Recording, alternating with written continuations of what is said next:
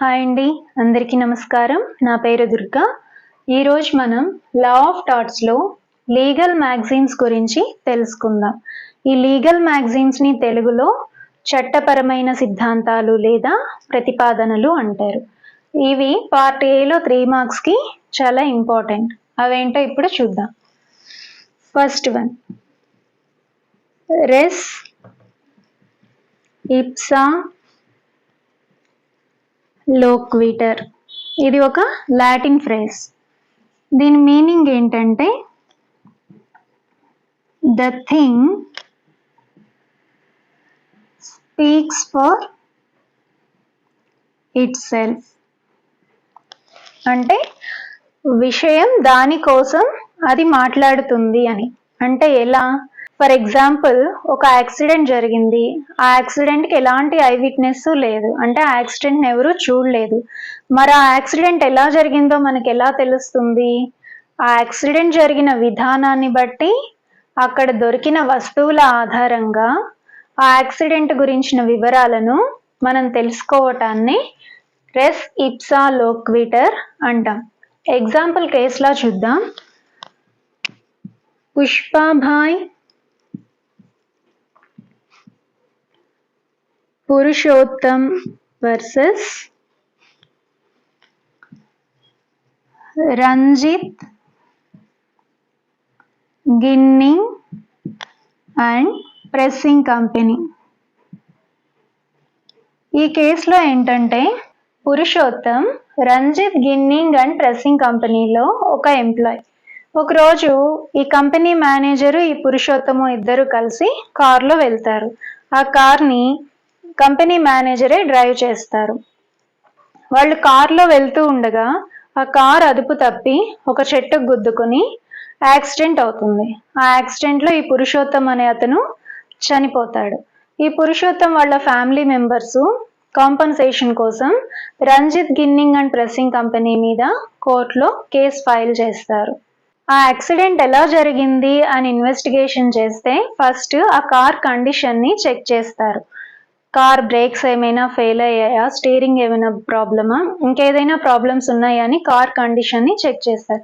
Car condition అంతా బాగానే ఉంటుంది. మరి కార్ కండిషన్ అంతా బాగున్నప్పుడు రోడ్డుకి లెఫ్ట్ సైడ్ వెళ్తున్న ఒక కారు రోడ్డు విశాలంగా ఉన్నప్పటికీ రైట్ సైడ్ ఎక్కడో ఉన్న ఒక ట్రీని గుద్దుకుని యాక్సిడెంట్ అయింది అంటే అది డ్రైవర్ యొక్క ర్యాష్ డ్రైవింగ్ వల్లనే ఆ ప్రమాదం జరిగింది అని కోర్టు నిర్ణయించి ఈ పుష్పాబాయ్ ఫ్యామిలీ మెంబర్స్కి ఈ Ranjith ginning and pressing company వాళ్ళు ఖచ్చితంగా కాంపన్సేషన్ ఇవ్వాలి అని తీర్పు చెప్తుంది. ఇక్కడ మనం ఒక విషయాన్ని గమనిస్తే, ఆ యాక్సిడెంట్ని ఎవరూ చూడలేదు. మరి ఆ యాక్సిడెంట్ డ్రైవర్ యొక్క నెగ్లిజెన్స్ వల్లనే జరిగింది అని మనకి ఎలా తెలుస్తుంది? The accident itself would explain the negligence of the driver.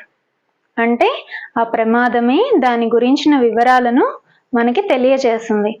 అందుకే దీన్ని రూల్ ఆఫ్ ఎవిడెన్స్ అని కూడా అంటారు. నెక్స్ట్, సెకండ్ వన్,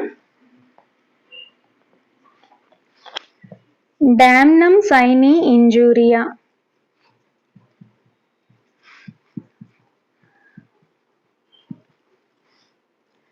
అసలేంటి డామ్నం సైని ఇంజూరియా అంటే? డామ్నం అంటే డ్యామేజ్, సైని అంటే వితౌట్, ఇంజూరియా అంటే ఇన్ఫ్రింజ్మెంట్ ఆఫ్ లీగల్ రైట్.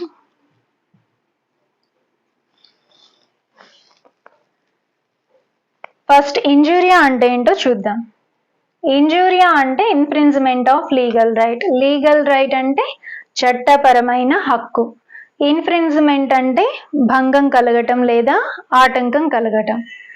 చట్టపరమైన హక్కుకి భంగం కలగటం అంటే ఒక వ్యక్తి తను చేసిన పని వల్ల మన యొక్క చట్టపరమైన హక్కుకి ఆటంకం కలిగితే దానిని ఇంజూరియా అంటాం. అంటే మన యొక్క రైట్ని చేయనివ్వకుండా అడ్డుపడితే దానిని ఇంజూరియా అంటాం.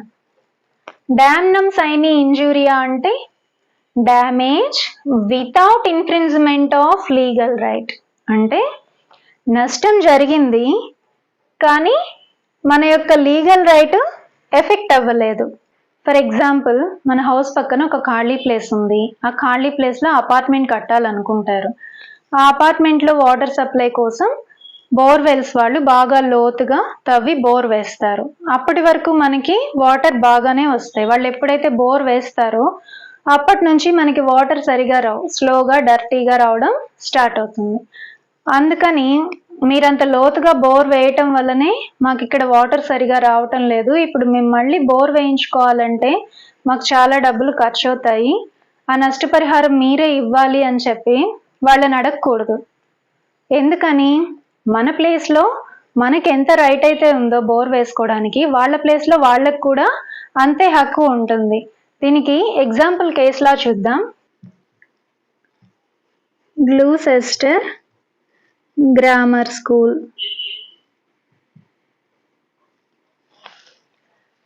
ఈ కేసులోకి వెళ్లే ముందు ప్లెయింటిఫ్ అంటే ఏంటి, డిఫెండెంట్ అంటే ఏంటో చెప్తానండి. నేను ఆల్రెడీ ఇది ప్రీవియస్ వీడియోలో చెప్పాను. ఆ వీడియో చూడకుండా ఈ వీడియో చూసే వాళ్ళ కోసం నేను మళ్ళీ చెప్తున్నాను. ప్లెయింటిఫ్ అంటే వాది, డిఫెండెంట్ అంటే ప్రతివాది. అంటే ఎవరైతే నష్టపోతారో వారిని వాది అంటాము, ఎవరి వల్ల అయితే నష్టపోతారో వారిని ప్రతివాది అంటాము. అంటే ఎవరైతే కోర్టులో కేసు వేస్తారో వారిని ప్లెయింటిఫ్ అంటాము, ఎవరి మీదైతే కేసు వేస్తారో వారిని డిఫెండెంట్ అంటాము. ఇప్పుడు కేసు చూద్దాం. ఈ కేసులో ప్లెయింటిఫ్ అనే అతను ఒక స్కూల్ రన్ చేస్తూ ఉంటాడు. అతను ఆ స్కూల్లో ఎక్కువ ఫీజెస్ కలెక్ట్ చేస్తూ ఉంటాడు. ఈ డిఫెండెంట్ ఒక స్కూల్ మాస్టరు. ఇతను ఈ ప్లెయింటిఫ్ పెట్టిన స్కూల్ పక్కనే ఇంకొక స్కూల్ పెడతాడు. ఆ స్కూల్లో తక్కువ ఫీజులు కలెక్ట్ చేస్తాడు. ఎప్పుడైతే ఈ డిఫెండెంట్ తన స్కూల్లో తక్కువ ఫీజులు కలెక్ట్ చేస్తారో ఈ ప్లెయింటిఫ్ స్కూల్లో చదివే పిల్లలు కొంతమంది ఈ డిఫెండెంట్ స్కూల్లో జాయిన్ అవుతారు.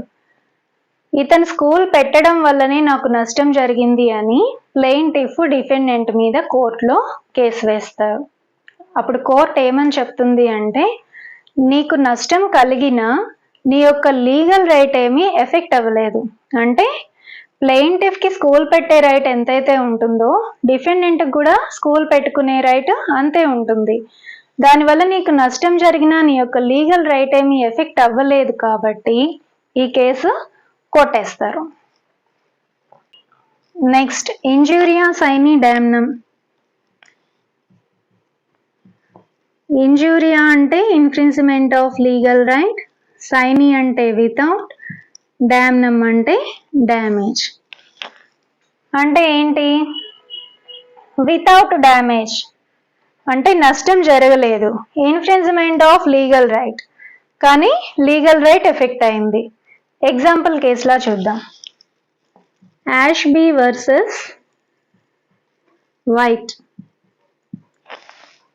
ఈ కేసులో ఏంటంటే ప్లెయింటిఫ్ ఒక క్వాలిఫైడ్ ఓటర్ అంటే అతనికి ఓటు వేసే హక్కు ఉంది, ఓటర్ లిస్ట్లో అతని పేరు కూడా ఉంది.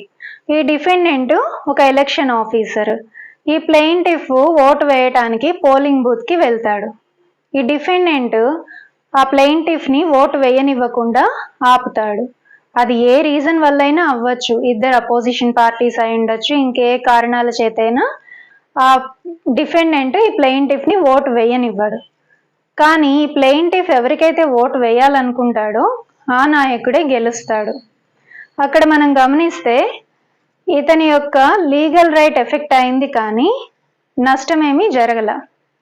కానీ లీగల్ రైట్ ఎఫెక్ట్ అయిందని ఈ ప్లెయింటిఫ్ డిఫెండెంట్ మీద కోర్టులో కేసు వేస్తాడు.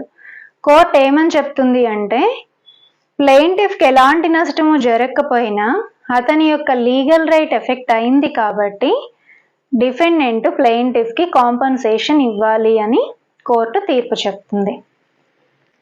ఈ రెండింటిని ఒకసారి మనం అబ్జర్వ్ చేస్తే ఇక్కడ లీగల్ రైట్ ఎఫెక్ట్ అవ్వలేదు కానీ నష్టం జరిగింది, ఇక్కడ నష్టం జరగలేదు కానీ లీగల్ రైట్ ఎఫెక్ట్ అయింది. మన లీగల్ రైట్ ఎఫెక్ట్ అయితేనే మనం కోర్టులో కేసు వేస్తే దానికి మనకి కాంపన్సేషన్ వస్తుంది. లీగల్ రైట్ ఎఫెక్ట్ అవ్వకుండా నష్టం జరిగితే కాంపన్సేషన్ రాదు. Next, వాలంటీ non fit ఇంజూరియా. ఈ వాలంటీ నాన్ ఫిట్ ఇంజూరియా నేను ఆల్రెడీ ప్రీవియస్ వీడియోలో చెప్పాను. అది చూడకుండా ఈ వీడియో చూసే వాళ్ళ కోసం మళ్ళీ చెప్తున్నాను. వాలంటీ నాన్ ఫిట్ ఇంజూరియా అంటే కన్సెంట్ ఆఫ్ ద ప్లెయింటిఫ్, అంటే వాలంటరీగా రిస్క్ అని తెలిసిన ప్లెయింటిఫ్ ఆ రిస్క్లోకి ఎంటర్ అవ్వటాన్ని వాలంటీ నాన్ ఫిట్ ఇంజూరియా అంటారు. ఫర్ ఎగ్జాంపుల్, ఒక బాక్సింగ్ కాంపిటీషన్ ఉంది. ఆ బాక్సింగ్ కాంపిటీషన్లో ఇద్దరు బాక్సర్స్ ఫైట్ చేసుకుంటారు. ఒక బాక్సర్ గెలుస్తాడు, ఇంకొక బాక్సర్ ఓడిపోతాడు.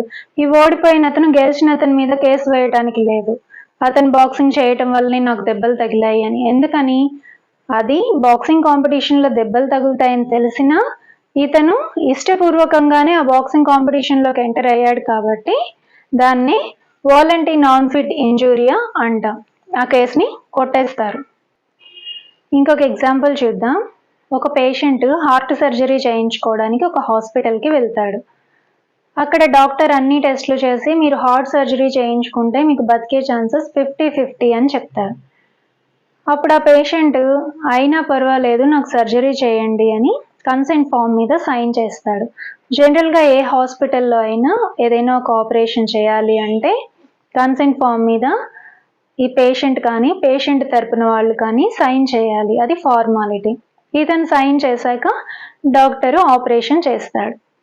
చేస్తే పేషెంట్ చనిపోతాడు.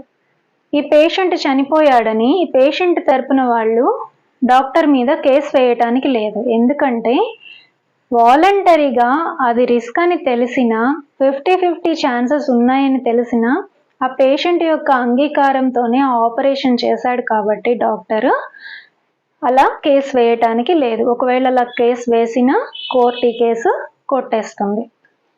సో ఇదండి ఈరోజు టాపిక్. ఈ లీగల్ మ్యాగజైన్స్ చాలా ఇంపార్టెంట్. ఈ వీడియో కనుక నచ్చితే లైక్ చేయండి, షేర్ చేయండి, సబ్స్క్రైబ్ చేయండి. Thanks for watching.